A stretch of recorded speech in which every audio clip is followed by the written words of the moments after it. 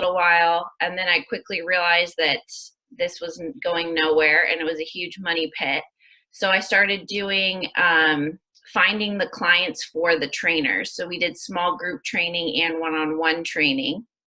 And we did that for about 9 months before I changed over to Fit Body Bootcamp and switched over to the bootcamp style model. And then shortly thereafter, for a while, we were running both. So I had basically 2 adjoining spaces. One side was PT, one side was boot camp. And then after a while, I eventually sold off the small group training portion and expanded, knocked down the wall to have a huger boot camp facility. And so that was in September of 2019. And then almost a year later in September of 2016, almost a year later in August of 2017, we opened the doors for our second location. And that's kind of where we are today.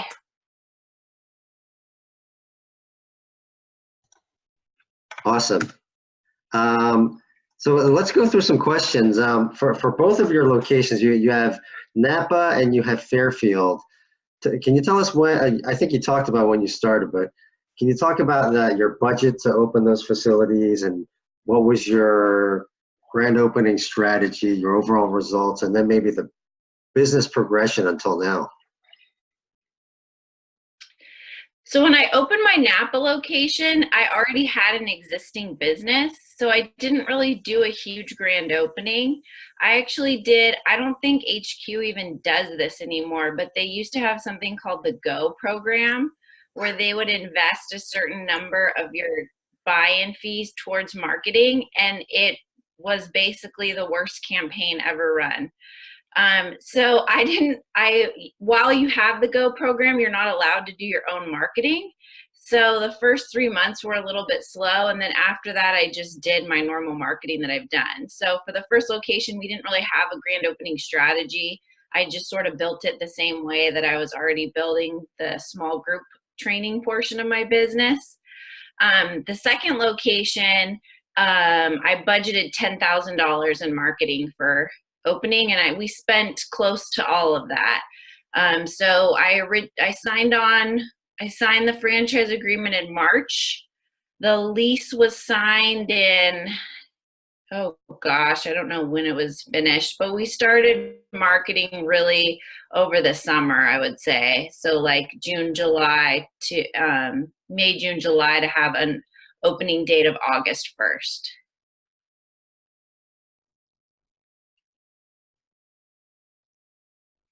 So you marketed about 3 to 4 months prior to opening your Fairfield location? Yeah, probably close to 3 months. Okay, great. And so a lot of owners I know do this opening strategy where they do the $15,000 giveaway, and then they wait until a couple weeks before they open to announce it and like open up their charter memberships. I didn't want to do that because the rent on my second location is really, really high. And it was really important for me to open my doors without being in the red. And so I'm not going to leave it up to chance to a couple weeks before I open to make sure I have enough memberships. So we started selling pre-sale memberships in a tent outside of our facility while it was under construction as soon as we signed the lease. Yeah. And that's a point that I wanted to go over with you now. I think a lot of the people on this call, we're all new owners, and we've all been conditioned to think and believe that clients or people aren't going to really buy into your program before they've even tried it. And when I heard about your success at selling memberships before your doors are even open, I was like, well, I need to hear some of this. So can you sort of tell us what you did to do that? Sure. And so just to give you guys some like something to relate it to, Orange Theory does not let people open their doors unless they've sold 200 memberships. So it is definitely possible to sell memberships before you open your doors. Basically what we did is we ran ads for them to get 50% off memberships, which led them to book an appointment in Acuity. And then we would meet them outside in the tent We would basically go over the sales process, going through their pain points and how Fit Body Bootcamp was the answer to their problems. They signed up for a membership right then. They got half off. So we opened with a $97 rate for those charter members. And basically, we had a 30-day money-back guarantee. So they had the opportunity to try us out for 30 days. We usually make a little joke. Even if you just think my trainers smell funny, if you don't like it for whatever reason, no problem. We're going to give you your full $97 back, and you won't be obligated to continue on with the membership. So that's basically what we did. I think that's genius. Nobody really explained it that way, and we've all been conditioned to think, oh, you got to bring them in for a trial. And this is, we're talking about grand opening strategy here, and bring them in for a trial or a challenge and then convert them. But I think this kind of illustrates it, that it actually is pretty possible. It's all in how you present it. And I think that you had mentioned that when you had the ad out there to draw these people in. Yeah, so, and just to clarify, we did both. So I did that up until about 2 weeks before we opened. Tatiana asked how many weeks before. So as soon as I signed the lease and the landlord let me put up the tent, I put up the tent. And then about 2 weeks before, we switched over and we started running a challenge, 21 days for $21. So I did basically a combination. I did the $15,000 giveaway. I did the 50% off memberships to the tent, and I did a 21 for 21 2.5 weeks before we open. So again, I'm not going to just use one strategy. I'm going to use multiple strategies to try and get people in through the doors. Okay. In your ad, when you're advertising that people can get 50% off their membership, are you actually telling people what your price is going to be? No, they have to come in for the appointment, and as soon as they sign that paperwork in the tent, I'm charging them the $97, and that way you get some upfront cash. Yeah. I guess my question is open to. Yeah. I think my question is, in your ad, do you say, our memberships will be $197, but for if you come in and however you don't, okay. No, just saying 50% off, pre-sale memberships, limited quantity. If you're interested in learning more, once we open our doors, the price is going to double, along those lines. Genius. Okay, can you tell us a little bit about how your business progressed in each one of those locations from the time you opened up until now? Memberships. Yeah. So we've got about 500 members at my first location and 400 in my second location. We got to that 400 mark about 14 months after opening. So the second location's EFT is around 60K. The first one is around 75K. So we're hoping this year to make that $1 million location just on its own. And yeah, that's basically the timetable. Yeah. Well, what are your VIP membership fees monthly? At my first location, it's $157, and at my second location, it's $147. Okay. And is that difference, is it just because one is newer than the other? Honestly, Bedros really pushed me to raise my prices, so I did in the first location, but I don't think necessarily that more expensive is better. I mean, if you look at Matt Wilbur and some of these other guys, Matt's only charging $123 a month for his membership, so I'd rather do more volume. And you don't have to have a huge location to do volume. So my second location is only 2,400 square feet. We have an orientation room and an office and 2 bathrooms. So our workout floor is actually fairly small. And at 400 members, we're not even at capacity. Like if you're smart about your workouts and we offer 9-10 sessions throughout the day, you can pack a lot of members in there. So to me, I'd rather make it a little bit more affordable. $197, depending on where you are in the country, that's like more than some people's car payment. Yeah. I'm not trying to like devalue what we do, but yeah, I don't think more expensive is necessarily better. I tend to agree. I went to Matt Wilbur's Domination, and I was shocked to learn that his memberships are $127. But and he still is able to generate that type of revenue, and that's because he does sheer volume. I mean, he has 800 members in his locations, you know, and he'll open his facilities to 300-400 people. Okay. So that's really interesting. What about, right, so you're looking at $1 million run rate just on the one location. When do you expect that to happen?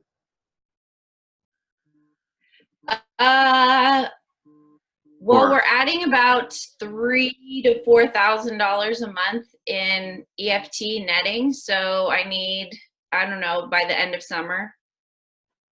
It's amazing. I think we'd all like to be able to do that. Let's see. Tim asked, how long was the 97 rate good for? Until we opened our doors. After we opened, we didn't sell that rate anymore. We slowly ratcheted it up. So we did like 117, 127, you know, whatever. I don't know if Tim, are you asking, you know, how long do they get to pay $97? That's a lifetime rate, right? If they get in at that time. As long as they never cancel, they're 97 for life. You betcha. Thank you. Let's see. How did I take the cash? Club Ready. I still use Zen Planner. I'm not converting to Club Ready. It seems, I'm sorry to talk negatively about our franchise, but it seems like kind of a shit show. So I'm just staying with Zen Planner until they force me to switch. Let's see. What is EFT? EFT is electronic funds transfer. EFT is the amount of reoccurring revenue. So you have basically your gross dollars. That's everything you sell. That includes challenges, supplements, retail. EFT is the amount of reoccurring memberships that you have. And so I would recommend judging the health of your business not on gross volume, because that's not reoccurring, and just on EFT. How did I advertise my pre-sale? Pretty much all on social media ads, paid ads. Since you are only charging $147 to $157, did anyone that got 50% off question why the rate was not $197? That's a good question. No, no one did. And I think they're just happy that they have a lower rate. You can just, I normally blame things on the franchise. So that's the beauty of being in a franchise. Anytime someone questions it, you go, I don't set the pricing, the franchise does. We have to get to a certain number of members. They told me it was going to be $197. It really wasn't. You know, just blame anything on the franchise, and people usually go with that. I love it, Laura. What about retention? Okay. Should I just keep answering these questions, or do you want to interview I mean, me? a lot of these questions go towards what I was going to ask anyway. Go ahead. Yeah. So let's see. Sean asked, what about retention? So our attrition rates is about 2 to 3%. I try never to go over 5%. How am I keeping them from coming back? So this is a big part of what I think is lacking in our industry. Everybody's so focused on lead gen and new membership sales that they forget about retaining the members that you do have. So I like to use the analogy, if you've got a bucket with a bunch of holes in it, it doesn't matter how much water you keep dumping into that bucket, it's going to spill out. So you can keep spending money to get new customers. You're going to have to spend money to service out all these challenges and try and close them, or you can just plug up those holes and you don't have to keep dumping so much water in, and it's going to get fuller faster, if that makes sense. Totally. So, you know, you have to think everybody in town has great workouts. Like our customer experience, for example, your gym clean enough. We've had several people who've left and then came back because the other gym wasn't clean enough. So like, how anal are you on how clean the gym is? Is there a community there? And like, I'm not talking about community events, because the only people that are going to show community, quitting your gym anyways. But what I'm talking about is like on a day-to-day basis, you know, what's happening inside of your facility to create community. Like, does somebody know their name? Are they greeted at the door by name? We always train our coaches to look for people with negative body language. So someone who's like standing with their arms crossed, they look to the side, they look like they feel uncomfortable. That's somebody who's not a part of your community, right? Like they don't have a friend at boot camp. So we try and identify those people with negative body language and introduce them to a veteran member. We have an ambassador program, which are veteran members who, you know, are supposed to help out the new members. Are you recognizing like any milestone, any chance we can to celebrate someone? We give MVP bracelets out during the workout and they get to write their name on our wall with Sharpie. We give out certificates for hitting, you know, 50, 100, 200 workouts. We give out shirts for 10, 20, 50-pound losers. We give them birthday cards. We have a member of the month. Like, we are trying to find any reason to celebrate people that we can.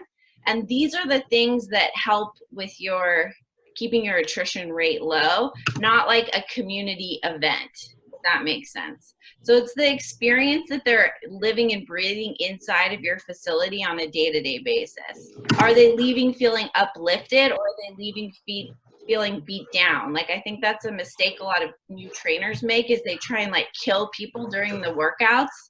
Like, no one wants to be killed during their workouts. They just want to feel positive about what they achieved. So those are the kind of things that help with decreasing attrition. Does anybody have any questions on that? I know I covered a lot of stuff. I think there's a nutrition question there.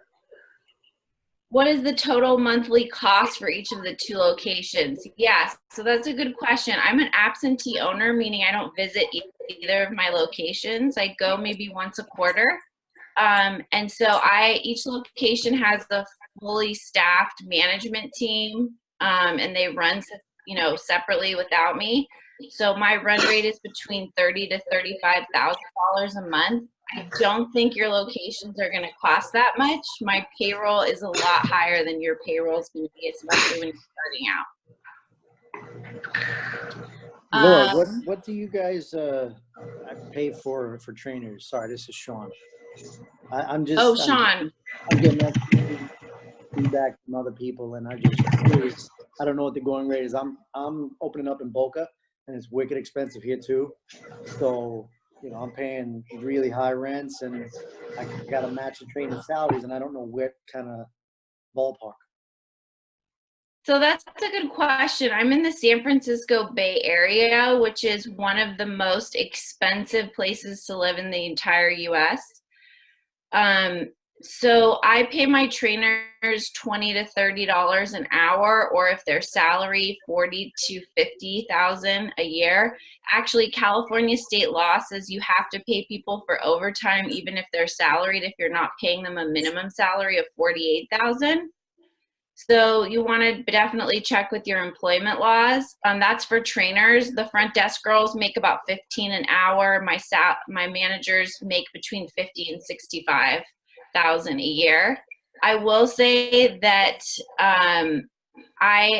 after attending Matt Wilbur's nomination workshop, I switched to all full-time trainers, and it's one of the biggest mistakes I feel like I've made in my business. I think it works for him where he's at, because he can pay someone $35,000 a year and they can live really comfortably off that. I mean, even starting off a full-time trainer at $40K in my area, like, that's hard for them to live off of. And, you know, that's a huge hit to payroll. So as soon as I did that, my payroll more than doubled, and I didn't really feel like I was getting double the value. So I would definitely urge you to stay towards part-time trainers unless you can end up paying them a much lower salary. And there's other things that I didn't really think about in the equation, like payroll tax, workers' comp insurance went way up. You know, I have health insurance for these people. So just a lot of added costs that I didn't calculate in my initial payroll. So I don't know if that answers your question, but. Oh, it helps. I know some others owners can pay their trainers $15 an hour. I'm like, I don't know where you are, but I'd like to be there. North Carolina. Yeah, but if There we go. I'm in New York. I'm in New York. If I tried to pay somebody $15 for a trainer, I'd probably get somebody who wasn't very good, and because we're in New York. But Hey, Lauren. Hey, Kwang, it's John. Can I add something? Sure. No, I actually think that your cost structure for being an absentee owner, that's fantastic. 30 to 35,000 a month in total cost. So in your area, that's really impressive. Actually, you're obviously doing a great job. And how many There's trainers do you have in each location roughly?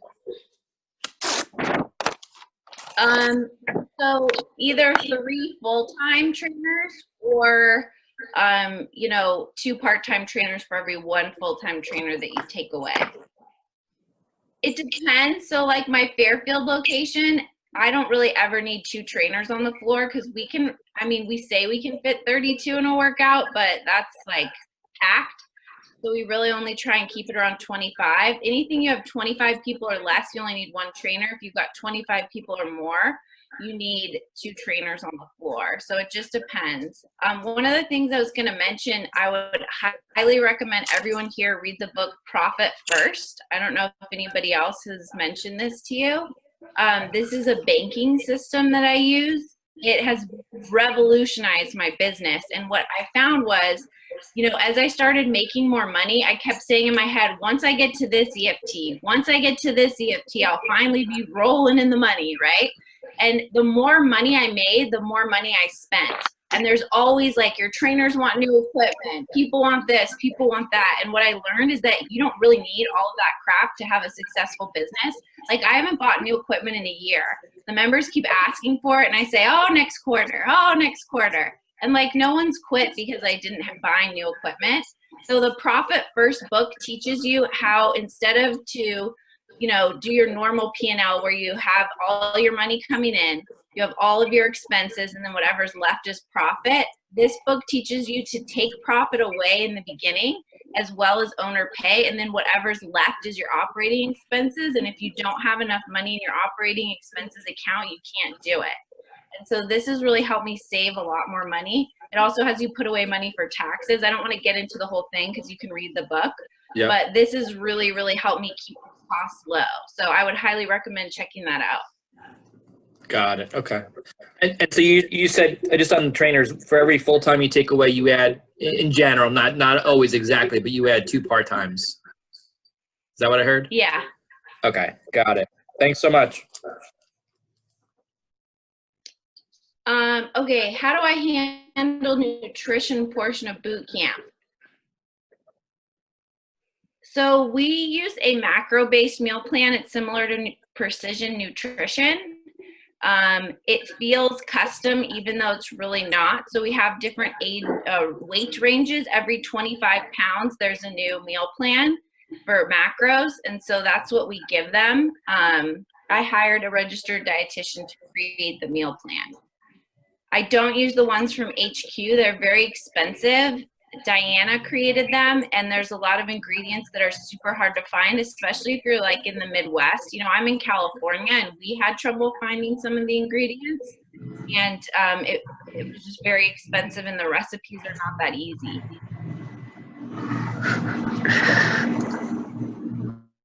What is the book called again? Profit First. I'll write it in the chat here.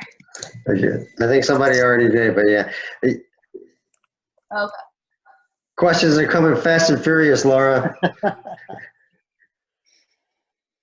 Okay, so where are we? Can you share this, how you handle nutrition? Yes, love that book. Do you have an InBody? Yes, we do, and we definitely use the InBody. I don't know whether you necessarily need that. I didn't invest in that until later on. Again, like, it's easy when you're opening a new location to say, ooh, I need this, and you end up spending a lot more money than you need. You don't need all that shit. Like, you don't need to spend a lot of money on your build out. You need to spend your money on marketing, and like, you can upgrade the facility later. So, just start saying no more than you say yes. It was well said. I couldn't have said it better. We have a baby making some noise. Not my Hey, baby. I got a question for you. What are some of your what are your monthly membership options? Do you have like a complex structure or a simple structure? We stopped doing 12-month agreements. Everything's month to month. It's just one price, because honestly, if somebody wants to quit and you make them pay a cancellation fee or stay longer, like that doesn't help you at all. You know what I mean? Like, I always tell people, be Amazon. For example, I bought a TV, a big screen TV from Amazon for our gyms, and it 6 months later stopped working, and like the manufacturer wouldn't cover the warranty, and I called Amazon and they just send me a new one, right? So of course, anytime I need anything, I'm only gonna shop at Amazon. Like, you don't want people leaving pissed and telling 10 of their friends, this gym sucks, they made me sign an agreement, they wouldn't let me out of it, I had to pay a $300 cancellation fee. Like, you don't want that. It's not worth the money. So we just do month-to-month agreements. The family add-on is $50 less, so we do $97 for a family add-on, the second person. We have a 2 times a week that's also $97 that we don't advertise, but if someone really can't afford it, or if we're trying to save somebody from canceling, we will offer that. And then we also have all kinds of discounts. So like military, nurse, teachers, we give them 10% off. Anytime you can give someone a discount, that's awesome, especially if they're in a a service like a first responder or something like that. I think maybe that's the first time I've heard that you don't have yearly commitments. Every VIP is on a month to month. We say it's a year commitment sometimes, but really it's just month to month. I mean, I'm not gonna, if someone wants to cancel, we do require 30 days notice.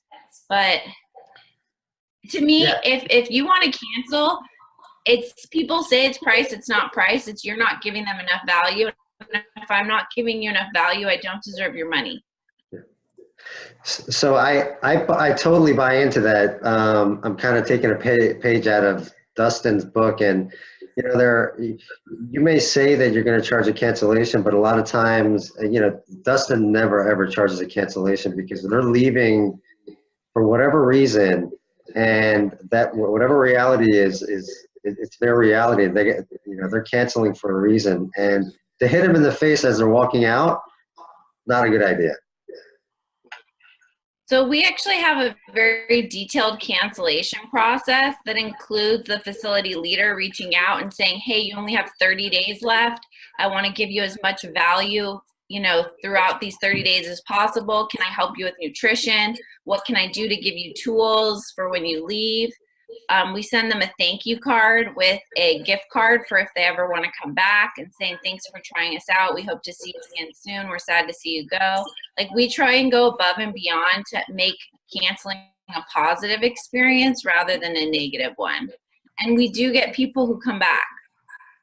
Actually, I haven't heard of that strategy, but that's genius. 30 days, and then you're just gonna love them up before they leave. I like that. Laura, you mentioned you're absentee and you only visit the locations maybe once a quarter. Are you? I'm assuming you're having more frequent calls or Zoom sessions or whatever you're doing with your managers. And how do you get comfortable that they're delivering the experience that you want your clients to have in those gyms when you don't really see it on even like a weekly or a monthly basis?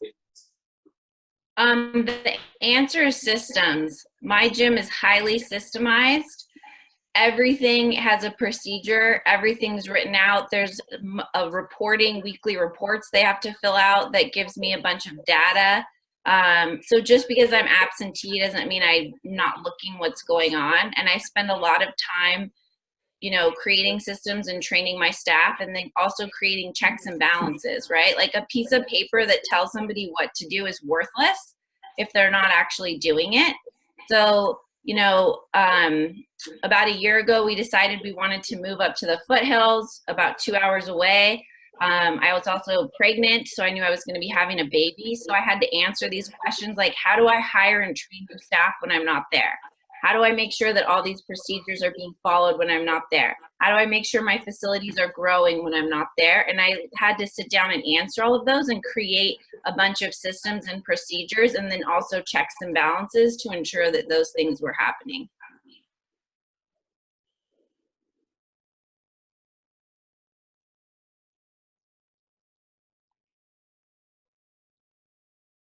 I hope I answered your question.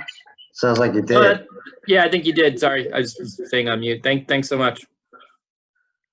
We are having a meet and greet the next 2 Saturdays. We have almost 700 prospects, sending out an email blast, posting on our Facebook fan page. We will have our tent. We have an offer 97,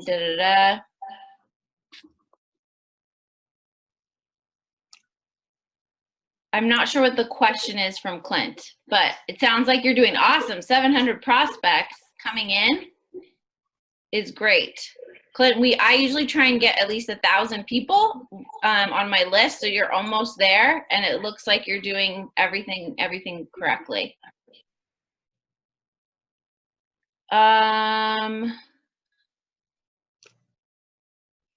What's your most profitable challenge or promo? I literally have built my entire business off 21 days for $21. That's all I offer. I don't change it up every month, and here's why. When you have the same system, everyone on your staff knows what they're supposed to do. Everybody knows what their role is in converting the member to a membership and providing an awesome customer service. When you're constantly changing up between 14 days, 21 days, 28 days, 6-week challenge, your staff doesn't know what is going on. It creates disorganization. It's not a good experience for the member. And personally, I don't like challenges with like a hard start date. I think that they stress your staff out. They're a lot of work. And to me, I think the experience for the client actually goes down when you have 100 people starting all at once versus when you have 100 people starting in the same month but trickling in on different start times. To me, one experience is better than the other. The quality of service goes down when you have so many people starting all at once. So I think what I'm hearing from you about that is that you've created basically uniformity, no room for error or confusion. Does that also mean that when you open the doors to your facilities, you didn't open with any kind of a challenge other than the 21-day? Nope, just 21 days for $21. And I'll give you an example of this. You want to be crystal clear and not leave anything up for interpretation. I think Jocko Willings, you guys may have just saw him at World Conference. This is something I learned from him. So for example, if you, I'll give you this example. If I told my husband to go clean the bathroom and then I went in there, I'd probably be like, honey, this bathroom is not clean. Like, what the hell did you do? And he would say, I cleaned the bathroom, right? I did the stuff. I thought I cleaned it. And so, like, if you just tell your trainers, go check the bathrooms, like, they don't know what that means. You need to be very specific. Like, are there water spots on the mirror? Are there hairs in the sink? Is there toilet paper pieces on the floor? Like, you need to not leave anything up for interpretation. You want to spell it out like you're talking to somebody who doesn't know what they're doing.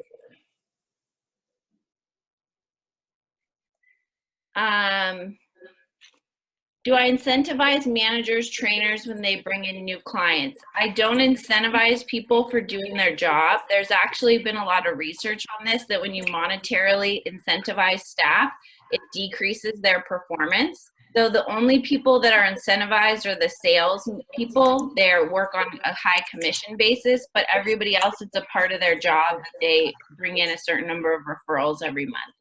Now, I reward them in other ways, like we have all of our staff fill out the 5 love languages. And so, you know, I get them birthday gifts, I give them handwritten thank you cards, you know, I'll take them out to lunch, but I don't necessarily offer monetary incentives for job performance.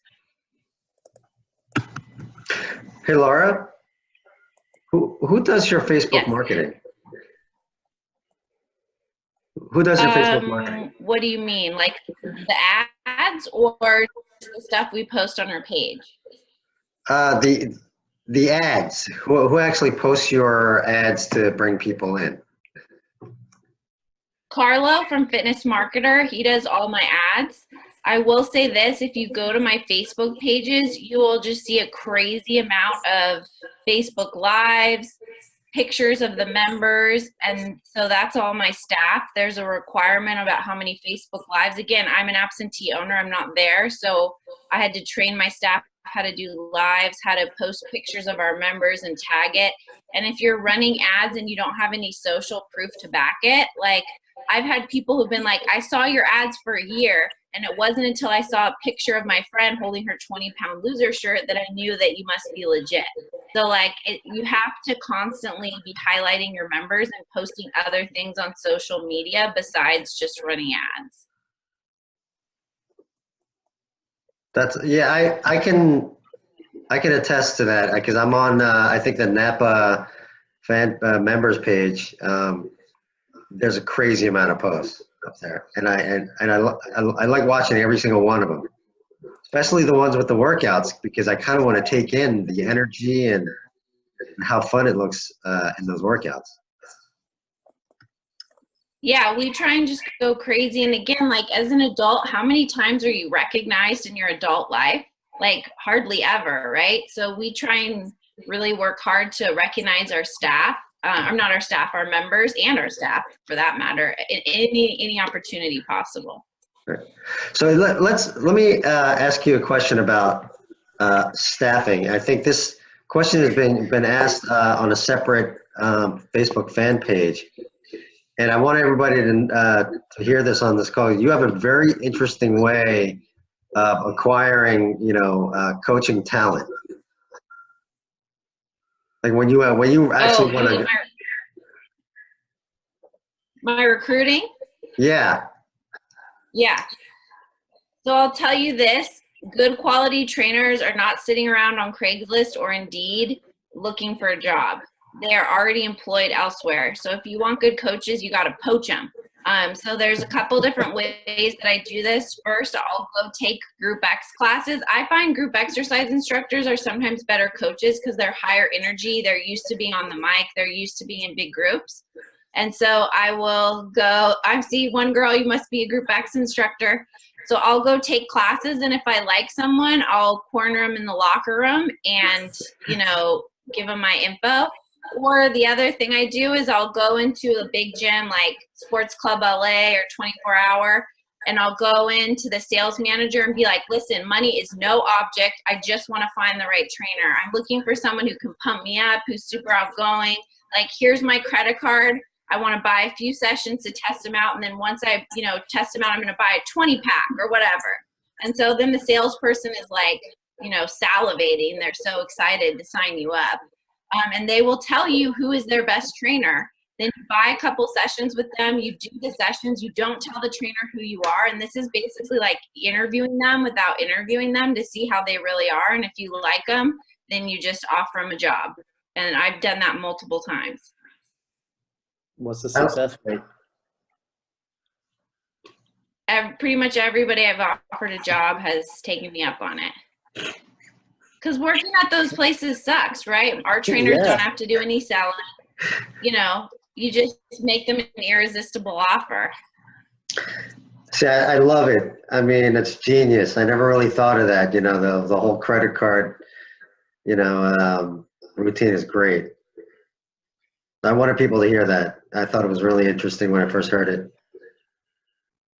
it. Somebody said, so sneaky.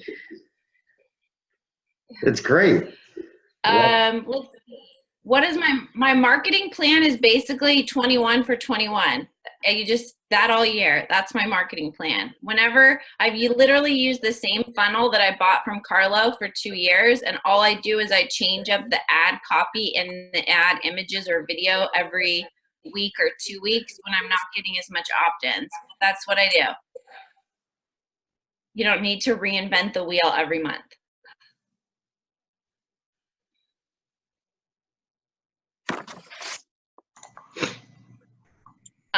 Let's see. your ops manual must be amazing. Can you possibly share? So I do have a pretty amazing operations manual. Can I talk about this now? Yeah. Let me go into it. You know, Laura is a coach and she's a fairly sought after coach. I want to tell you, I bought into her program because I heard about it and I thought some of the stuff was interesting. And for the people in this group, she's offering a discount. And it's not one of those sales strategies where she offers everybody a discount, but this is a discount that she doesn't normally offer. So you talk about it. Sure. Yeah. So my program, basically, so many people kept asking me for my stuff. And I spent over a year writing these operations manuals and testing them. And also just the way that we're handling leads, our retention and accountability systems, like our sales system. So I put everything into a membership site that basically outlines step-by-step what we're doing. So normally we offer a referral incentive of $200 for anybody who refers a member, and Quanzwu very graciously said, instead of giving me any referral incentive, can you please discount the program for all of the new owners? So that is the discount that we're offering for anybody who's on the call. If you guys are interested, I can give you the website. I'll put it in the chat. That kind of gives you a little bit more information. You can book a call where we can go over the site in detail. I want to make sure I'm just providing value here and able to answer your questions. So I think if you have more questions about the program, I'd recommend booking a call, and that way we can go over it more individually and not take up everybody's time for the people who aren't interested. Clint is also in my program, so he's somebody that you can ask some questions. So I don't see anybody else who has hopped on board if you are looking for feedback on it. I don't know if I did a good job explaining it, but. So what is the cost? And I wasn't clear on what the cost was, Laura. So if you want to jump on the call, we can go over all of the information on the investment of the program, but there is a $200 discount for being on this call today. Got it, thanks. I'll put the link here. And Laura, correct me if I'm wrong. I think that you had mentioned that you'd be able to offer something else, such as like maybe some payment terms. Yeah, we do have payment plans available. So to me, like, I want to make sure that anybody who needs this can do it, so we can work something out. Right. And also, I think you had mentioned you could also add these people to your, I think the blue or the red banner page. Oh yes, I do have a Facebook group. I'm gonna have to pull it up. This is a free group that's not for, we have a members only group, but this is just a free group. I'm putting content in there. I try and put content several times a week of just stuff that's working inside of my facility. So even if you don't decide to jump on board in my program, you should definitely get in the free group. And that way you can still ask questions of me there, or like I said, get more content about things that are working well inside of my business. I'll try and pull that link up right now and post it in the chat. While I'm doing that, I don't know if anybody else has any more questions for me. Yeah, actually, Anna has a question about staffing. Sorry, I'm running to get the crying child. But, hey, I feel like a girl. I got a newborn at home, so okay. Don't worry. So the coaches or your staff schedule, I think this has been the point that I keep going back and forth on with my staff. And we've had a little bit of a turnover. We have one constant, which is my star coach. And she's been with me since I opened in October. And then I have my sister who I hired in February to be my admin. She replaced my other admin. But it's been hard because my process to open went very quickly. And right before I opened in September, we switched to Club Ready. So there was a huge learning curve that I'm still trying to kind of catch up with. And everything has just kind of fallen apart. So what kind of hours, like what kind of schedule do you have for your part-time coaches? 'Cause I keep going back and forth. Like, do I want full-time, part-time? You know, the one coach I do have, she loves her morning sessions. So she does all of the mornings, like Monday through Friday, because Friday we only open 5:30 to 12. But then I have these night sessions. It's only 2 sessions right now, and it's Monday through Thursday. And I'm like, who can I hire for 10 hours a week? So I tried to figure out other things that they can do. So if you could help with like just an idea of how you spread the responsibilities for coaches and stuff like that, that would help. Yeah. So again, I'm moving away from full-time and going to part-time. One, it's lower cost. Two, we found that my turnover of trainers actually increased when it was full-time because all these people said that they wanted full-time, but they didn't really. They said they were okay doing admin, but they hated it. So that was frustrating. The other thing is that when you have a full-time coach who's, for example, teaching all of your morning sessions, if that coach leaves, that's pretty devastating for the members. Versus if you have a variety of coaches coaching, your members never get really attached to one coach. So if that coach leaves, it's not necessarily as huge of a deal. So we try and have one coach who does all of the sessions in what we call a block. So we have the early morning block, the mid-morning block, which is like the after-school drop-off, and then the evening block. And one coach isn't necessarily doing all the evenings, but if they come in, they're doing the entire evening block for that day, if that makes sense. Mm-hmm. And you'd be surprised, like Group X instructors will drive super far to teach one class. Like Tatiana, I think you were a Group X instructor, so maybe you can say to that, but like they'll often work at multiple locations, go to teach one class, and then drive to another gym to teach another class. So you can find people who are willing to just come in for a class or two. Okay. And does that answer your question? Yes. How many admins do you have? So we have 2, one at each location. We do something a little bit different where I have one phone number that rings simultaneously at both locations. So one admin works early to like afternoon, the other one starts late afternoon and works into the evening. That way I have phone coverage for a longer period of the day. Again, that's probably not feasible for most of you. So I would have your admins weighted heavily in the evening when you're getting most of your leads coming in, like 4 to 7 p.m. Okay.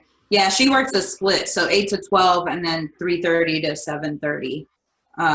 But you have that block in the middle of the day where we're in a shopping center. So people are like, hey, I stopped by and you're closed. And it's always like that, you know? So it's like, what do I do? I can't hire somebody else to do the afternoon. My sales manager basically lives at the gym, so he's there during that time.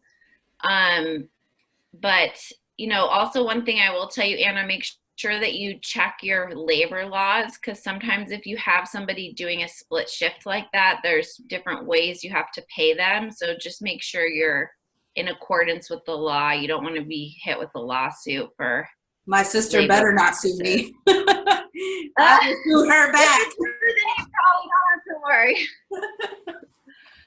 Thank you. Jen said, do you have a private Facebook group for your boot camp members? Yes, we do.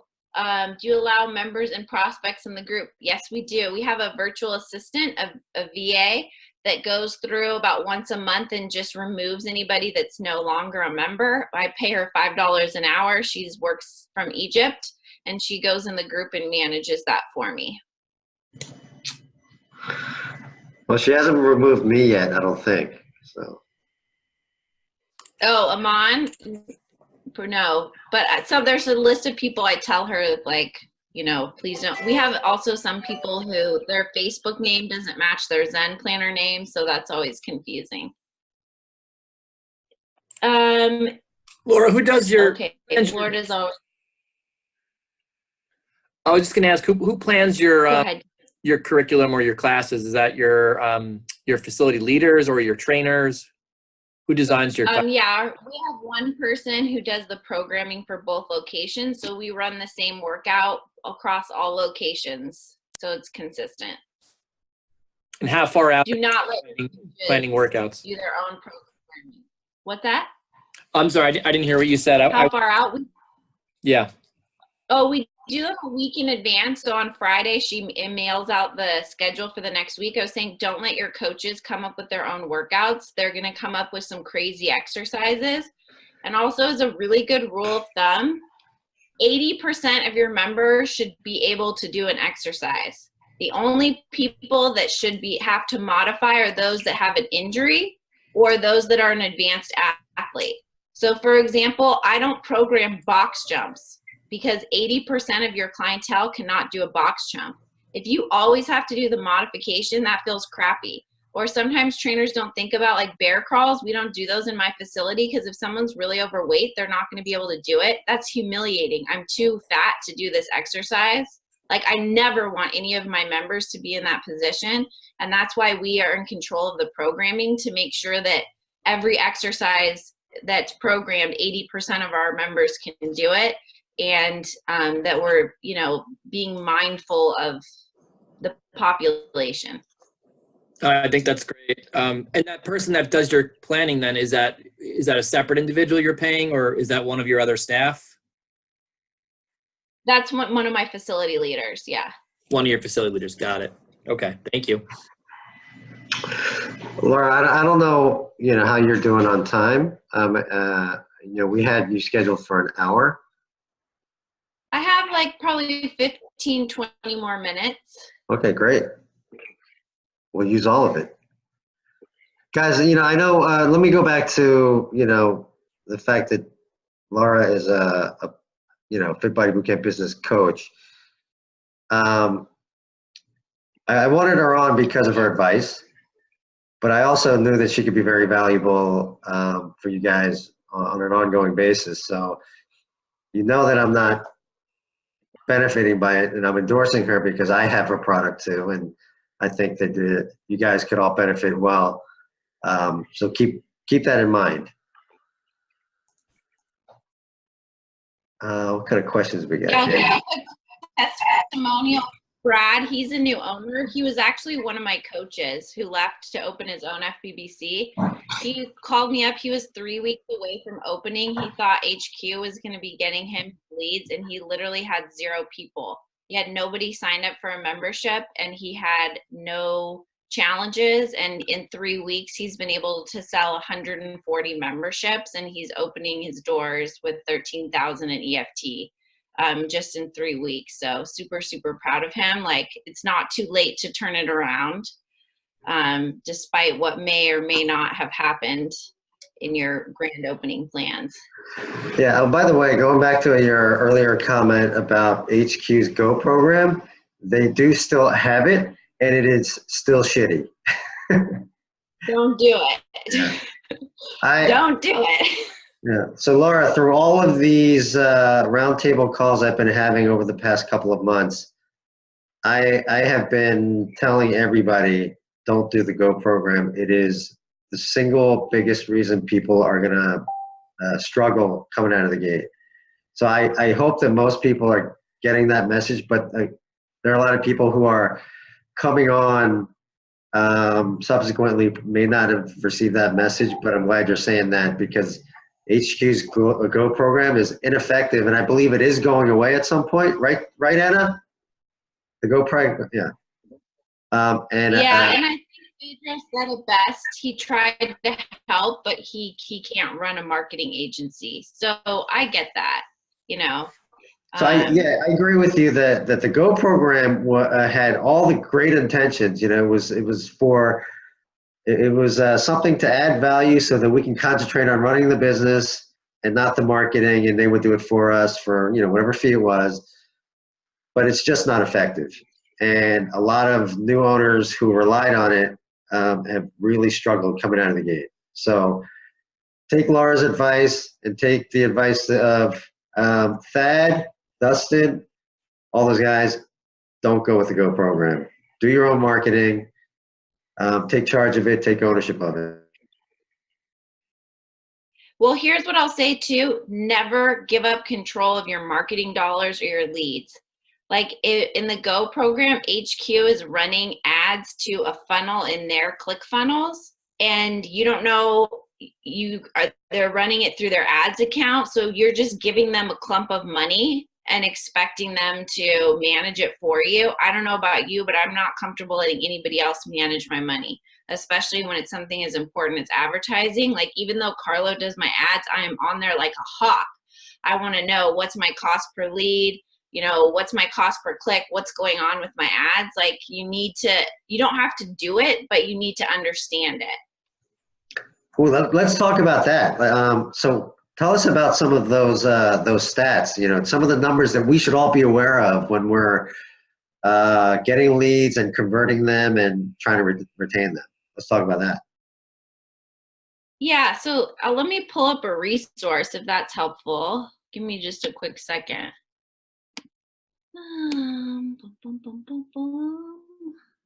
Is there anybody else have a question while I'm pulling this up?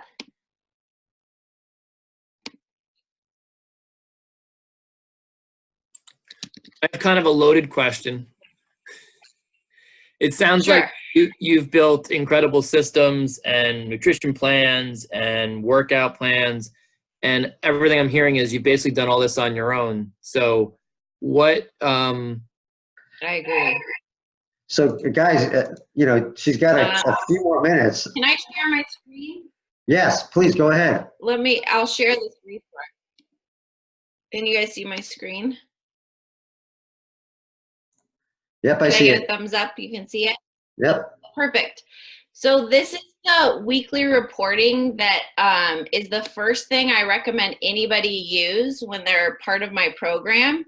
And so basically, these are the numbers that I use to watch my facility while I'm not there. These in black are the different categories of things we track. In blue are the targets that are set for my team. So these are specific to my location. Yours may change. So basically, I just reverse engineer my goal. So my goals for my locations to add $5,000 a month in EFT.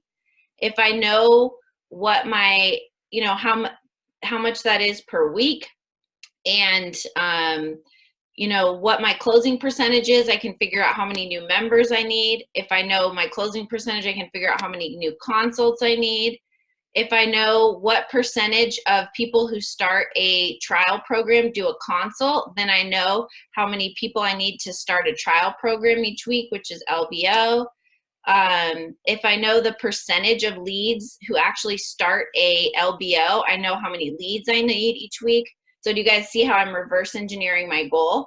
And so these are the targets that I know my team needs in order to add 5,000 a month. So every week, my managers fill this out with what they did. If they didn't hit the target, they highlight it red. So for example, this week, their goal is to get 30 leads a week. They only got 20. That way, at the end of the month, I don't go, oh crap, I didn't hit my goal of 5,000 in EFT. I don't know why. Well, in this case, I would know why. I'm not having enough leads coming in, but I know that after 1 week instead of 4 weeks, so I can immediately make a change, whether it's changing up my ad copy, increasing my ads budget, doing some offline marketing, like whatever it takes. And this way, I'm not leaving anything up to chance. I know what, you know, all of the metrics are that I need, but I also know where things are going wrong. So for example, if I'm getting enough leads, 30 a week, but I'm not getting 20 people to actually come into my gym and start an orientation and a trial program, I know that the admins are not following our monster follow-up system and something's wrong there. If I'm getting enough people who are starting an LBO, but they're not attending the consult, then I know that who's ever leading the orientation isn't doing a good enough job of hyping up the sales appointment, and they need some extra training. So not only does it help me get to my goal, but it also shows me where I'm going wrong and what I need to focus on, if that makes sense. I hope I explained this well in a quick overview. Yeah, it's a great spreadsheet. And in fact, you know, before I even was introduced to you, I was trying to engineer something like this, but then when I bought your program and saw it, I didn't even bother completing it. I was like, oh, this is cool. Does anyone have any questions about, I know you asked the question, Kwanzu, about the different metrics. I don't know if anybody else has questions, or I'm seeing something in the chat here.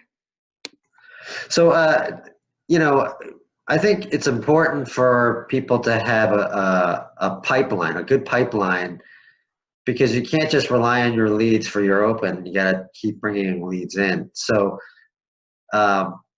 what do you target in terms of leads every month, whatever that cost is going to be? So I know I need 30 leads per week, and I know that my conversion numbers are high. So honestly, I don't care what I pay for those leads. I'm in California, which I don't know if any of you guys are in California, but especially in the Bay Area or in Southern California, it's worse. There's a million gyms. Everybody is on Facebook, running Facebook ads. So my cost per lead is insanely high compared to other places in the nation. But I know that we get on average 85% of leads to come through our door for an orientation. So like I'll spend $50 on a lead if I know that 85% of them I can get to walk through my doors. So knowing your numbers helps you feel more comfortable spending money on ads, because I know I'm going to actually convert them to EFT, if that makes sense.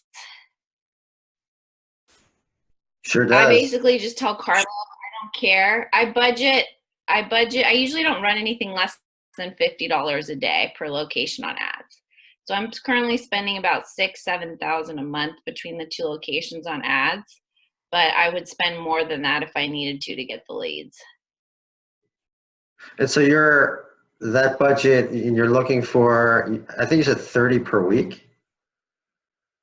Yeah, so we do it by week because different months have a different amount of weeks. I need 30 leads per week. So somewhere in the 100 to 150 leads per month.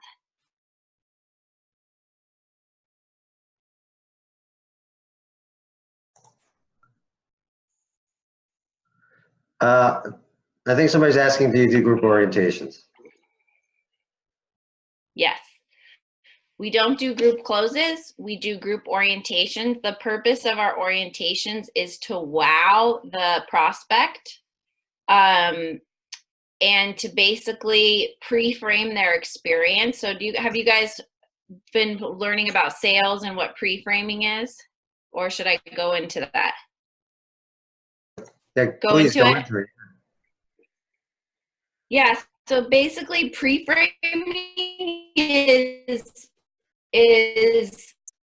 letting have like molding the thought process. So for example, if you are like at a public speaking event, normally they have somebody introduce the speaker, because if somebody else says, oh, this is Laura, she's amazing, you guys are gonna love her, she's so smart, she's really outgoing, then when I hop up on stage, you're gonna think, oh my gosh, this Laura's so smart, I'm gonna listen to what she has to say, she's really outgoing, I'm gonna have fun. So it basically pre-frames or sets the expectation of what's gonna happen.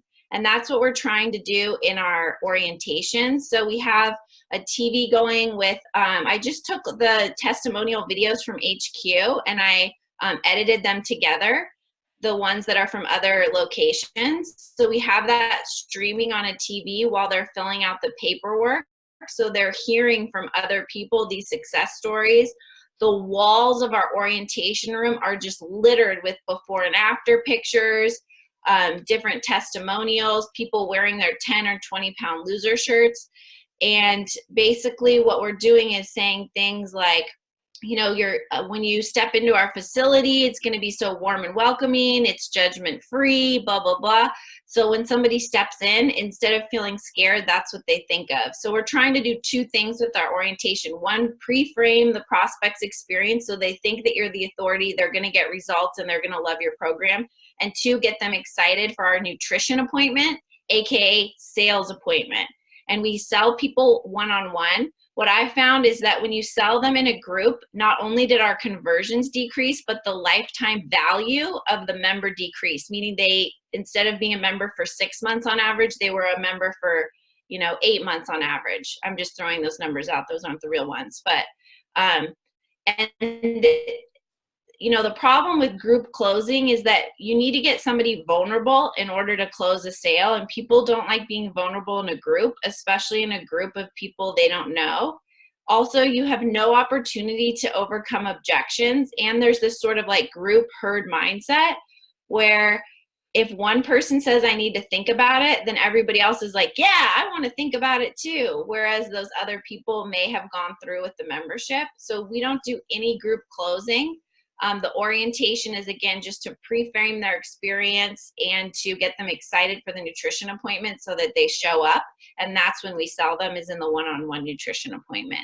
And again, how we're doing all of this, the exact steps, the scripts, what we're doing, how to set up the orientation room, all of this is inside of my program. Perfect. Guys, she doesn't have a lot of time, so ask as many questions as possible. Hiring of an admin, best practices for that. Yeah, so first off, when you hire an admin, if you post on like a job board like Indeed, you're going to get hundreds of applicants. So in bold, I'll put at the top, please answer the questions at the bottom of this job posting in a cover letter. Resume submitted without a cover letter will not be considered. And usually out of every 100, only 5 people will actually submit the cover letter because most people aren't even reading your job posting. I would not do that for trainers because you will get 0 trainers who will answer the questions. But for admins, that's somebody who you want to be detail oriented, I would for sure do that.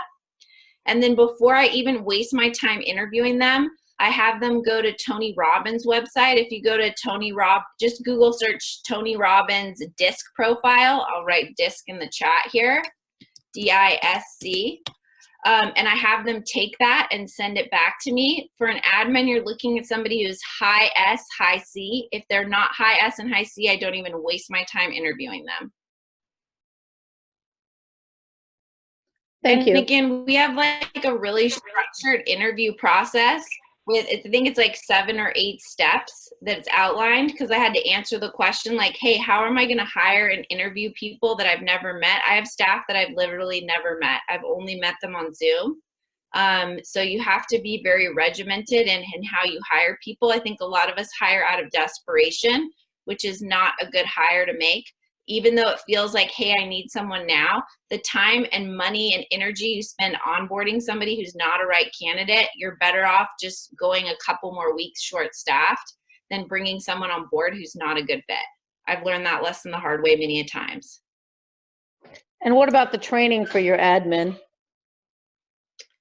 So we have my staff training manuals, and basically for each position I have a 3-week guide. So on day 1, they learn this and this. They have homework to read this. They come back with their takeaways.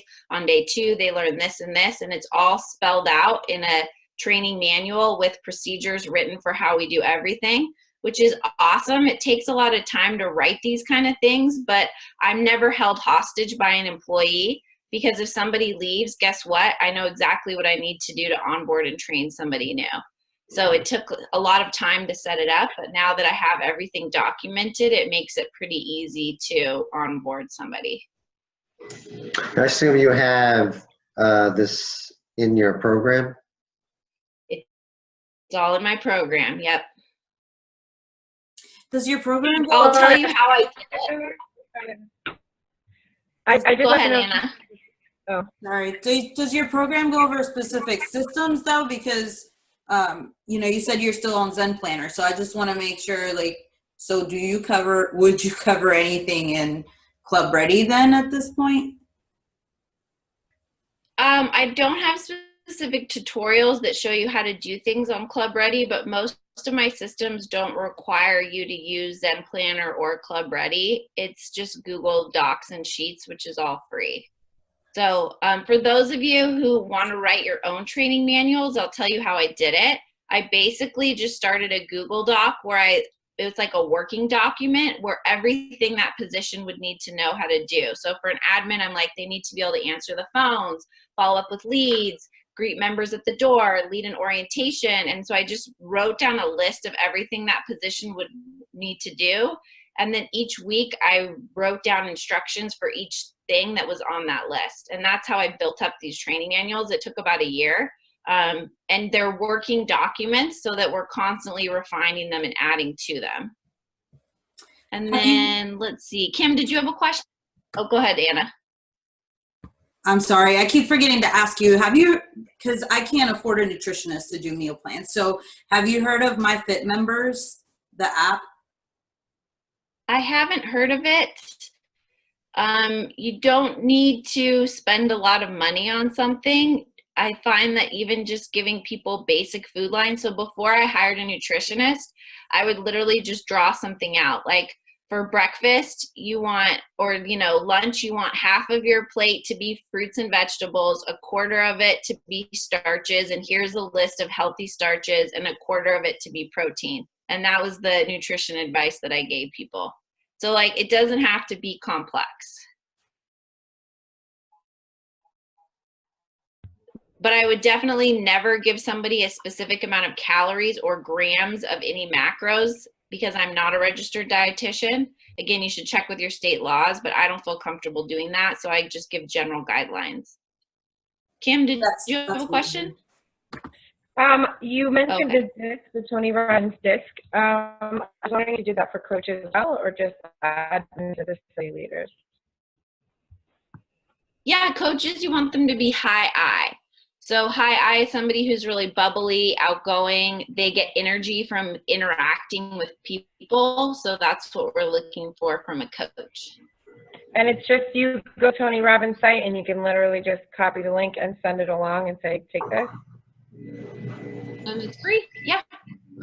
And then they'll email you back a report. They'll email the back a report, okay. Kim, I'm sorry. I would recommend going through it yourself, so you know what it is before you send somebody else to do it. I already have it up. I plan on doing that as soon as we get off of this call. Cool. Well, Laura, let me ask you some advice. I phone interviewed somebody who turns out she wants to be a coach, and she's very interested in the coaching position. She currently is an executive assistant and scored an S. But in my interview with her, I really liked her. I liked her energy. I liked her personality. Do you think a person who is an S could possibly work out well as a coach? What was the she was the highest in S? Yes. I wouldn't hire somebody like that. Yeah. They're going to be super shy. Yeah. According to her, she thrives in she likes a team environment. But maybe that's just her talking. Yeah, but team environment doesn't mean high energy. Right. Okay. That's fair. Okay. I've got about 5 more minutes. I'm not sure if anybody else has questions I can answer. So what do you look for in coaches on the DISC scale then? A high I. So admin is S and C, high I for coaches. If you get an admin who's high I, they're going to spend too much time chatting with the members and not enough time doing their work. An admin who's really high S and C might appear to be shy, but they will come out of their shell. They're going to be super detail oriented. They hate having stuff that's not checked off a list. That's the kind of person you want for an admin. Anytime I've hired an admin who had a high I, they just didn't work out. They were too chatty and they didn't get their work done.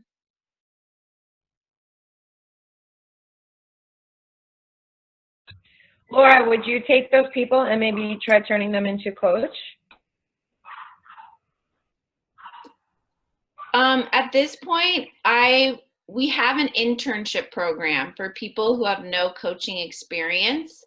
I don't hire anybody who has 0 experience or certs as a coach who hasn't gone through our internship program. If you want to get hired as a coach off the bat, you need to have some experience.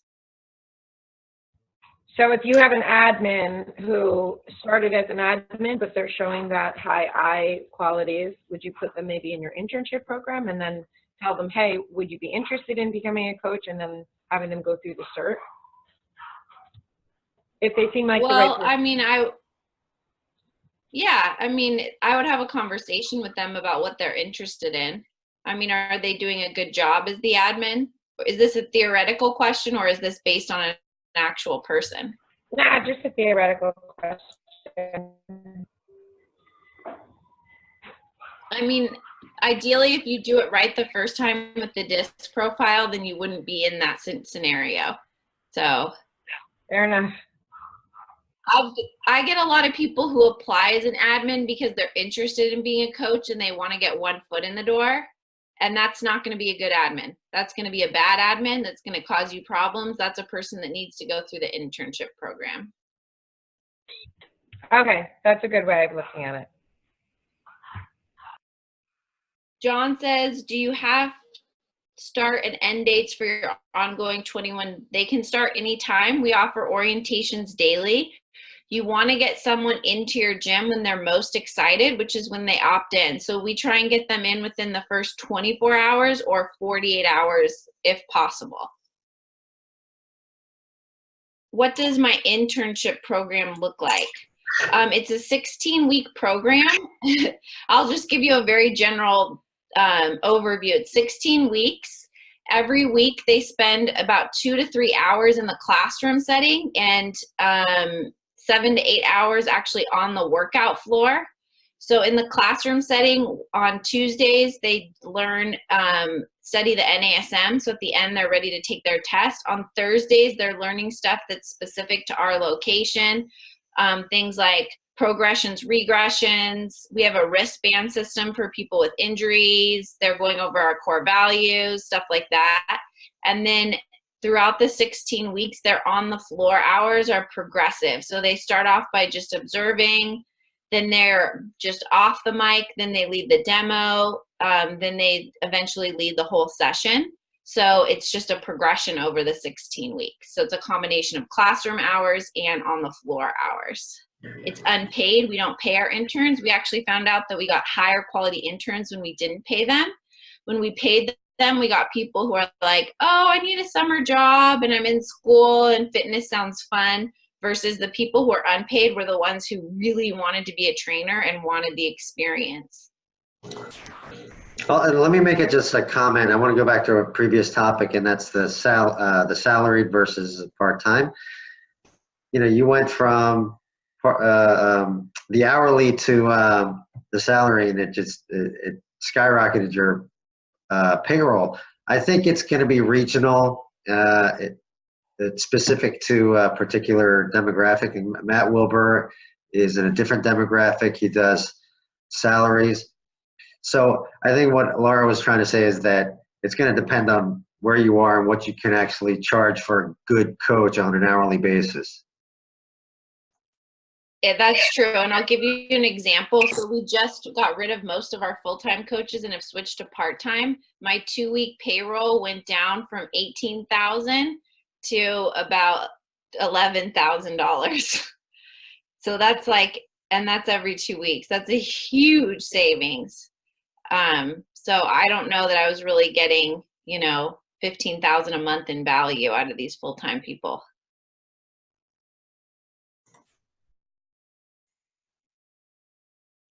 Any other questions I can answer? I've got about 1 minute. How many hours on average are your part-time coaches? It just depends on the coach. So again, we try and have people do that whole block. So, you know, our morning block is 3 sessions. So they would be there for usually 3 hours, even though they're 30-minute sessions. You know, they have to get there early enough, and then all of our coaches clean. They have to vacuum the blue mats. They get vacuumed 3 times a day. So, you know, it just depends on how many shifts per week they work. But I would say the minimum somebody's there is probably 3 hours in one day.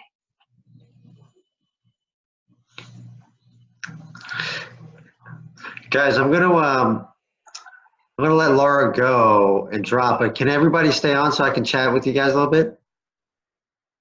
If no one else has any more questions. Sure. I'll put in the chat one more time the sales page for my program. And even if you're not interested, don't forget to join the Facebook group, because again, I can answer your questions there if you think of any later, and hopefully provide you with some more value.